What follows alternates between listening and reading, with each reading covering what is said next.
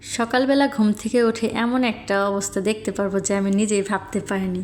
এই মুহূর্তটা এর জন্য আমি আপনাদের সাথে শেয়ার করতে চাচ্ছি। হ্যালো গাইস, আসসালামু আলাইকুম। আমি আজকে আপনাদের সাথে শেয়ার করব কিভাবে আমি আমার সারাটা দিন কাটাচ্ছি কিংবা কাটাই। তো দেখতেই পাচ্ছেন সকালবেলা ঘুম থেকে উঠে আমি দেখতে পারলাম যে আপনাদের ভাইয়া কেমন করে সেভ করতেছে একা একা। তাই ভাবলাম মুহূর্তটাকে এভাবে স্মৃতি করে রাখি। তো এখন আমি নিজেও রেডি হব। তো এখন আমি আমার খাবারের পাটটা চুকাচ্ছি, কারণ আমার ডিউটিতে তো আমাকে খেয়ে যেতে হবে।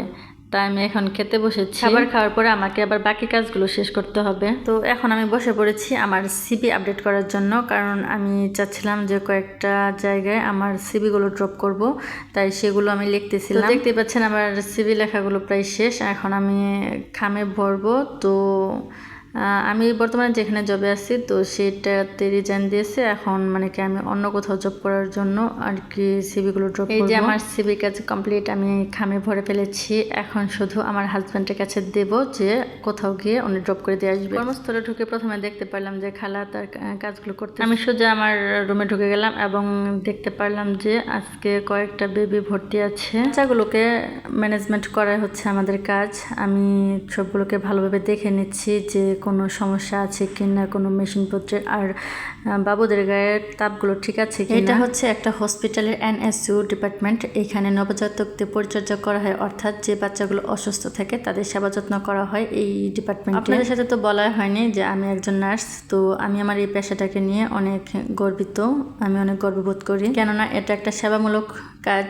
আর হচ্ছে এই পেশায় সবাইকে সেবা করার সুযোগ পাওয়া যায়। সেবা হচ্ছে পরম ধর্ম, আর এটা হচ্ছে আমাদের হাদিসেও রয়েছে, তাই সেবামূলক কাজ করা অনেক। এখানে আমি একটু খালার সাথে, মানে আমাদের হসপিটালের যে ক্লিনার রয়েছে তার সাথে একটু মজা করতেছিলাম। আসলে যে কোনো কাজে বা কর্মস্থলে যদি আপনি সবার সাথে মিলেমিশে না থাকতে পারেন, তাহলে কোনো কাজে কিন্তু আপনি মানে শান্তিতে করতে পারবেন না। আমার এখানে যারা আছে সবাই অনেক ভালো, সবাই অনেক মিশুক। আপনারা দেখতেই পারতেছেন যে এই খালা আমার সাথে কত সুন্দর ভালোভাবে হাসি খুশিতে কথা বলতেছে। আমরা দুজন অনেক মজা করতেছিলাম। এই মজা করতে করতে কখন জানি আমাদের সময়গুলো যে শেষ হয়ে যাচ্ছিল আমরা বুঝতেই পারিনি। আর ডিউটি আওয়ারে যে আমরা 6 ঘন্টা কিংবা 12 ঘন্টা ডিউটি করে যদি সবার সাথে মিলেমিশে এরকম হাসি খুশি থাকতে পারি, তাহলে কিন্তু আমাদের সময়টাও তাড়াতাড়ি চলে যায়।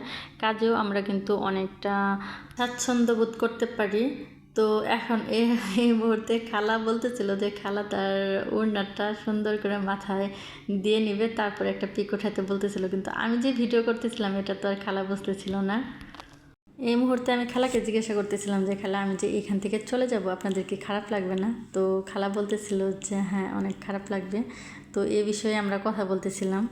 এভাবে হাসি খুশিতে আমাদের প্রায় বিকালের সময়টা কেটে যাচ্ছিল। আর আমি তো এর ফাঁকে তো আমার তো বাচ্চাদের নিয়ে কাজগুলো আছে। আমি বাচ্চাদের সেবা যত্নের পাশাপাশি এভাবে নিজেদেরকে একটু সময় দিচ্ছিলাম, যাতে আমরা হাসি খুশিভাবে বাচ্চাদেরকে সেবা দিতে পারি আর তাদেরকে ভালোভাবে সুস্থ করে তুলতে পারি। দেখতে দেখতে বিকেলে নাস্তার সময় চলে এসেছে, আর আমাদের নাস্তাগুলো দিয়ে গিয়েছে। তো আজকে হচ্ছে হোয়াইট নুডলস, সঙ্গে হচ্ছে সস আর হচ্ছে খেজুর, যা হচ্ছে আমাদের বিকেলের খাবার। এটা হচ্ছে হসপিটাল থেকে ফ্রি আমাদের খাবার পরিবেশন করা হয়। আমার ডিউটি শেষ মুহূর্ত, এখন আমি বাসায় চলে যাব। তো সারাদিন আমি আজকে এইগুলোই করেছি যা আপনাদের সাথে শেয়ার করলাম। আসসালামু আলাইকুম।